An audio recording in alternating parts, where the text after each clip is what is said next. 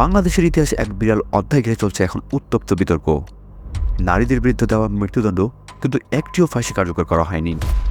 স্বাধীনতার পর থেকে শতাধিক নারীকে মৃত্যুদণ্ড দেওয়া হয়েছে, তথাপিও কারাগার বিভাগের তথ্য বলে কোনো নারীর ফাঁসির রায় দেড় চেয়ে কার্যকর করা হয়নি। কারণ কাশিমপুর মহিলা কেন্দ্রীয় কারাগারে কোনো ফাঁসির মঞ্চ নেই। আইনগত দৃষ্টিকোণ থেকেও বিষয়টা সরল নয়। মৃত্যুদণ্ডপ্রাপ্ত নারীদের রায় প্রায় সময় উচ্চ আদালতে কমিয়ে যাবজ্জীবন কারাদণ্ডে রূপান্তর করা হয়। এটা শুধু আইনি বাস্তবতা নয়, এটি একটি লিঙ্গভিত্তিক বৈষম্য, যেখানে নারীরা রায় পান কিন্তু তাদের দণ্ড কার্যকর করার কোনো পরিকল্পনা হয় না। এখন সাবেক প্রধানমন্ত্রী শেখ হাসিনার বিরুদ্ধে আন্তর্জাতিক অপরাধ ট্রাইব্যুনাল এক মৃত্যুদণ্ড রায় দিয়েছে। তার ফাঁসি কার্যকর প্রেক্ষাপট একেবারেই নতুন। অনেকের প্রশ্ন করতেছেন, এবার কি ইতিহাস বলতে যাবে? কারণ আইন ও প্রথার সীমা এখানে স্পষ্ট এবং জনগণের চাপ আজ তুলনামূলকভাবে বেশি।